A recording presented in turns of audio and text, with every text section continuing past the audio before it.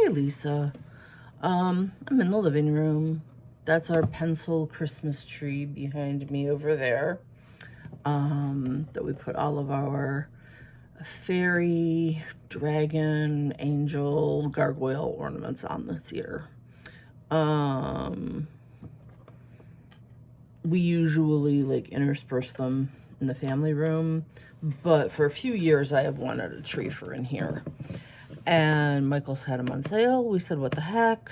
Got a 7-foot pencil tree and decorated it from like the height of the coffee table that you can see back there on up. So we had a good time with that. Here, let me see if I can get that in here a little better with me. So I am working on the cowl, which is 120 stitches. And I'm wondering if this is as big as it's supposed to be. But doubled and tripled up, it'll be perfect. And I ordered a couple of different kinds of color work assistants. And the one that I got today, this one is by Boye, I think it is, B-O-Y-E. They call it a finger guide, and there's 3 different size finger guides in it. I'm trying to get it a little close. And so the other ones, the blue and the pink, have, the blue is almost there. The blue has the biggest of the hooks, and the pink is the medium. And then there's orangey kind of color. Get it up here. Those are the smallest size. However, being that they are hooks without a way to actually secure the yarn in them so that the yarn stays, that's the trick. Because the yarn doesn't actually want to stay inside of the hooks no matter which direction I place the hooks on my finger. So what I've been doing since I got it, today, it came and I was like, I'm going to figure out how to use this thing. I had ordered a couple different styles too. They won't be here till tomorrow. But these are only, I don't know, in like the $3 to $7 range. And then the other set I got is like $10. So what I'm doing is I'm putting the colors under, if you can see it, under either side of the edge of the ring. And just kind of leaving them there, because when I actually put them underneath the hooks, they don't want to stay. Especially this one on the end, it just wants to pop right out. And if I put it in the one that's right next to the other color, then they're so close together, it's hard for me to get the needle going into the correct one. And since I knit English, they're on my right finger. It's the way I've been knitting since I was 5, and oh yeah, I didn't look to see what row I'm on. And it's almost impossible for me to switch. So if I do it like this, it's okay, but then see, it immediately popped right back out. So let me do this again. I'll actually show you. So this is kind of going to be a review of the 3 different kinds of, yeah, if I can get this off of there. The 3 different kinds of guides that I purchased for doing color work with. Okay, so here we go. So now I'm going to tilt the camera down so you can see my hands. About there. So now if I go around to grab this one, Oops, there we go. It has already popped off and gone underneath the edge of the rain.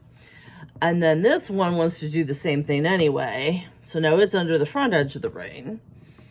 So they don't know where they want to be. And I know I want currently the green color in the back and the yellow color in the front. So I'm just keeping them under the ring itself rather than through the little tiny little rings on top that don't want to hold them in place properly. And I'm knitting. So I don't do a lot of color work. And that's kind of what intimidated me about this. And then I thought, oh, what the heck? This is not that much color work. It's all simple. But then I sat there. Oops, sorry. You're going to laugh at me. Because then I sat there and I'm like reading over the pattern and going, is it all knit stitches? Is it really all knit stitches? You don't like knit one with color A and then purl with color B? They're all knit stitches. Oh, this is gonna be easy. Don't ask me why I was so confused.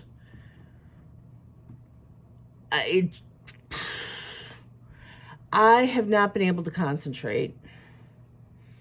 My concentration has been for the birds. Actually, I'm so bad, I think my concentration is even flightier than the birds. So I pulled out your pattern for like the 5th time and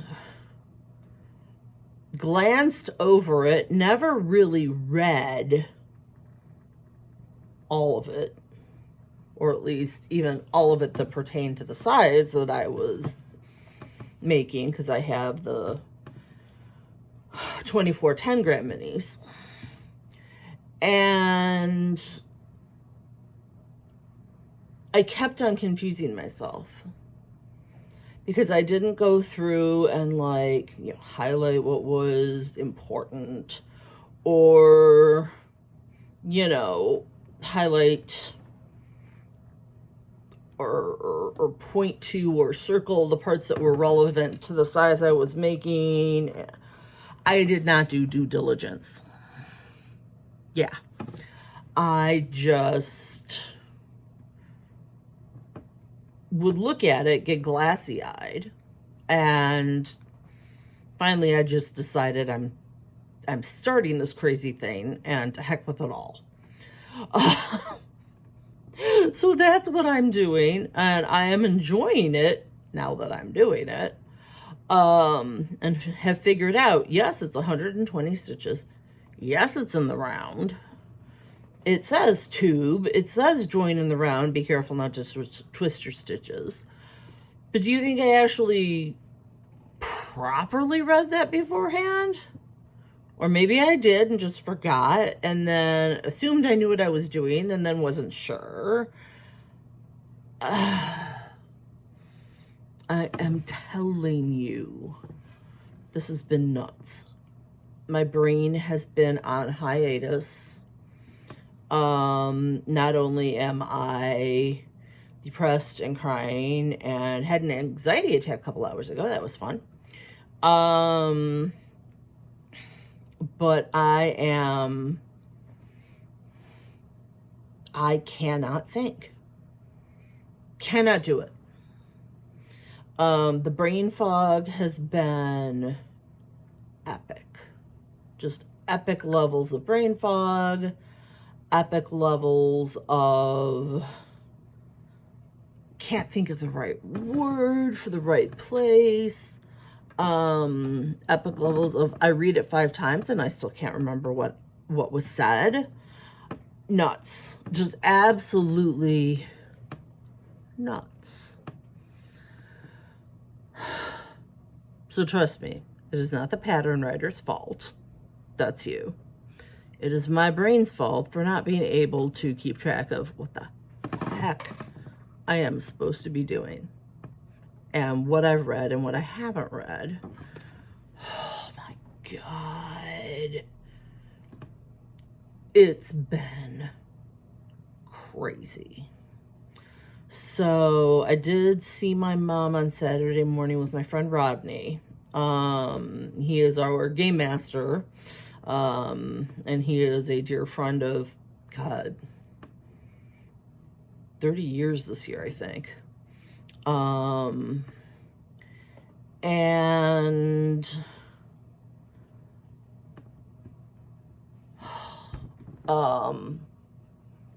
he lost his partner 5-6 years ago. I think it was 5 years ago this year, to lung cancer that metastasized to his brain. He refused to quit smoking till the day he died, literally. And they had been saving up to get married when Michigan's law, changed to allow them to actually legally get married, and they'd been saving up for a wedding. So Rodney wound up spoiling us all who came to the funeral and spending it on the wake. It was at this really fancy Italian restaurant up by one of the malls by their house.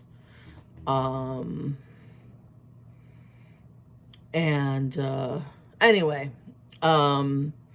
but even before that, when he was with his first partner, AJ, he was with AJ for 10, 12 years. And I met them when they had been together for, oh God, 2-3 years, probably about 2 years at the time I met them. And so it was really, really funny. I love my scale for weighing the little balls of yarn over back there. I'll have to go get it in a minute. But when I was on midnights, I would try and turn myself around to get up early on Friday and, relatively early on Saturday. And then Sunday, I would sleep Saturday night. Then Sunday before I went to work, late afternoon, early evening, I'd get a nap and start it all over again.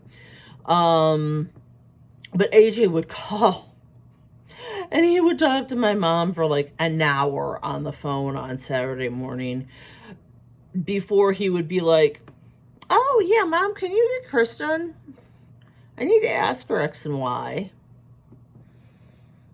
So yeah. And then mine and AJ's conversation would be like, 2 minutes. But Rodney also loved my mom and dad, and knew my sister,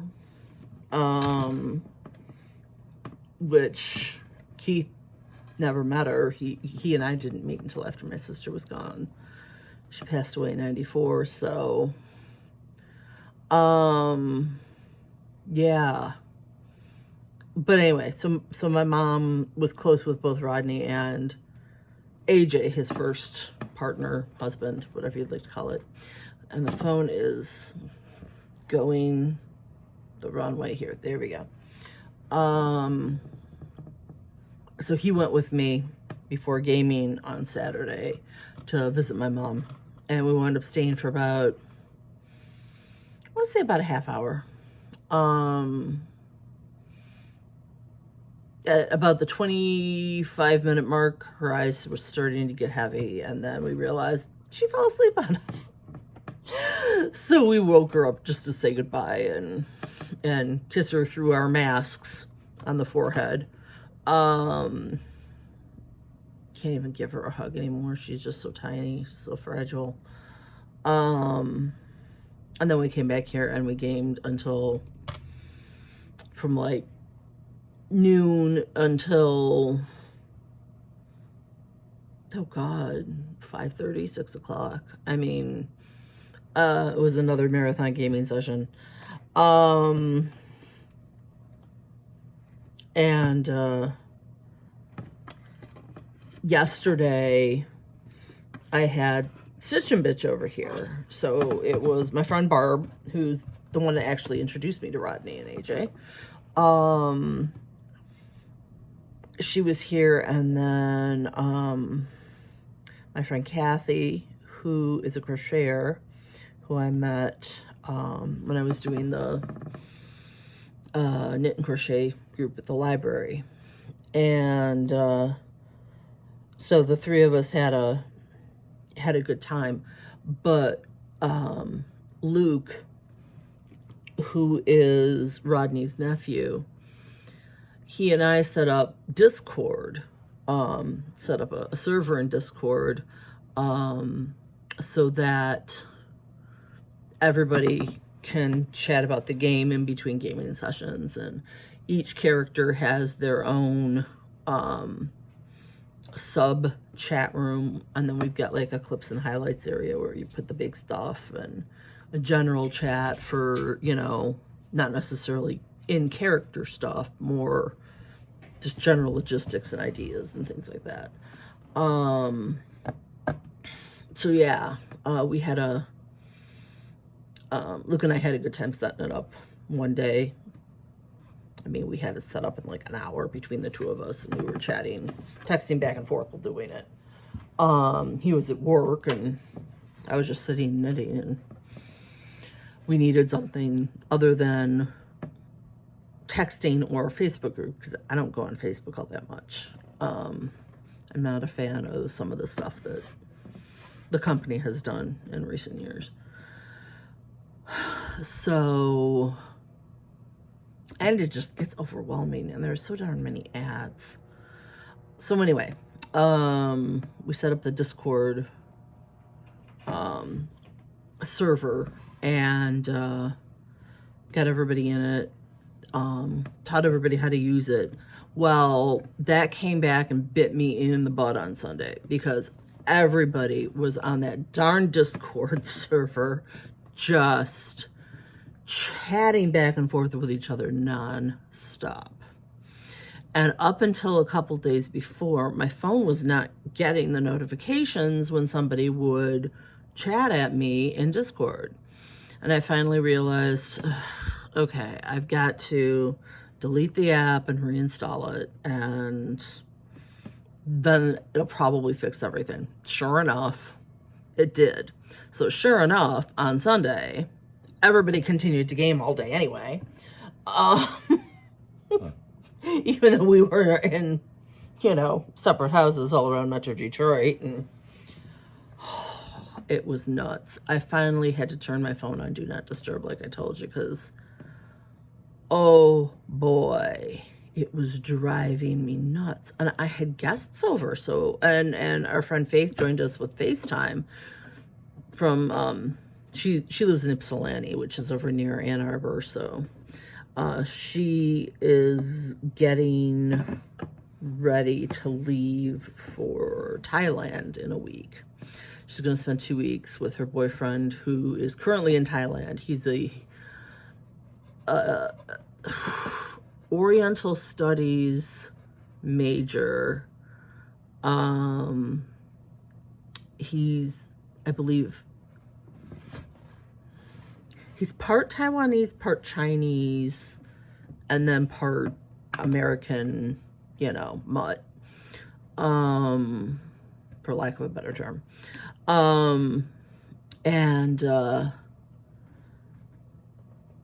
So she's gonna go, he's already there, because he also studies martial arts. So, and competes, and he was going to spend a year in China, and then wound up getting stuck there because of the pandemic for an extra, like, year, basically. He wound up, I think he was there for like 2 years. He was supposed to be there for a year. Anyway, so he came home, and now he's in Thailand with his family there. So she's going to go spend 2 weeks in Thailand. She leaves in about a week. So that's why she didn't want to come over and risk exposing herself to anything. And she's also been getting like all the immunizations that she needs and that she wants, to go over there. So she was like, I'm just going to FaceTime in if that's okay. I'm like, that's fine. So we set her up on my computer and put her on a TV tray where she could see see the three of us that were actually here. And, she just joined us that way. So, I have no idea where I was going with that. Anyway,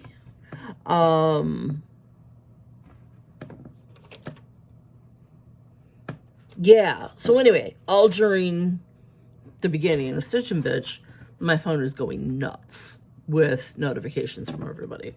And at first, I tried to answer a couple, and then I'm like, And then some people were like texting, and then just general people were texting me.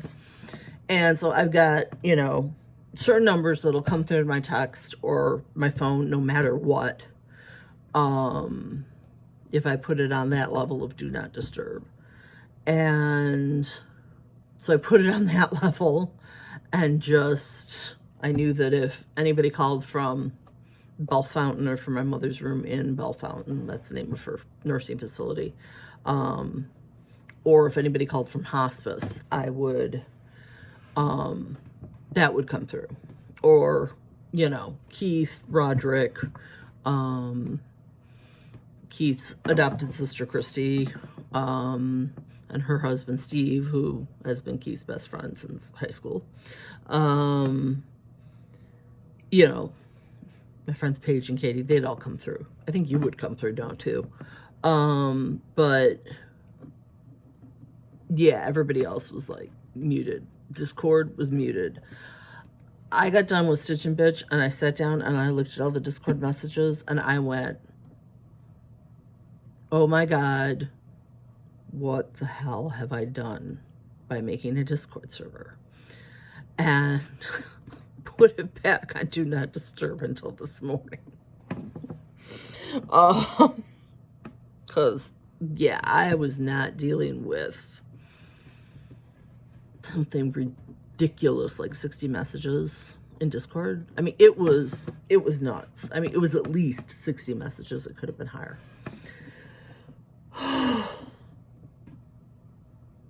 So I just sat in the recliner and I watched an anime that I like, and I knitted. And then today I had on the same anime, and I realized that the last 2 episodes I was falling asleep during, and I don't remember. So I backed it up a couple of episodes. I've watched them both now like 3 times, and I still haven't been able to fully focus on them and pay attention to them. So I just decided no more Kenichi for today. That anime can wait. And I watched Kristen Lear, who's Vine Yarns. I watched one of her newest podcasts on YouTube, and Taylor, I can't remember her last name, Wool Needles Hands podcast. And she does Fiber for the People yarns, I think. Anyway, she amuses me, and she lives in the same city that my mom's best friend had a house in outside of Vegas. That was their vacation home, because they like to go out to Vegas and see the shows and do some gambling, and not serious gambling. It was just mostly, playing Keno and then going to see a show, and then going back to the house and getting in the pool there, which they had an in-ground pool there, just like their house a couple miles from my house. So that's why I started watching her, because she said she was from Henderson, Nevada, and I'm like, okay. But she amuses me. She's one of those blunt, tell-it-like-it-is people. Yeah, so yeah, she amuses me. Never bought her a yarn, but that's not the reason why I start watching podcasts. But yeah, I don't know. I have not been able to concentrate. And as you can see, I'm all over the place here today. So, but yeah, I just wanted to let you know I'm thinking of you. And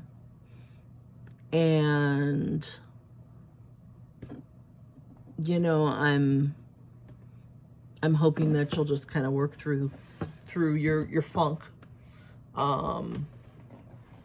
And just know I'm here if you ever need to talk or text or whatever. Because I'm right there with you, just for different reasons. Yeah, and Keith gets to have his colonoscopy tomorrow. He turned 50 last December, so he's finally getting around to it now. He's had one before, so I mean, it's not a big surprise. And he has helped people through the prep for them before that have been in the hospital as his patients. But yeah, he's on the family room because if I snack, he doesn't want to see it because he's really hungry. And I'm like, honey, I don't blame you. So yeah, I guess I'll go back over to the recliner and turn the television back on to something that does not require any brain power. Probably something I've already seen a bajillion times.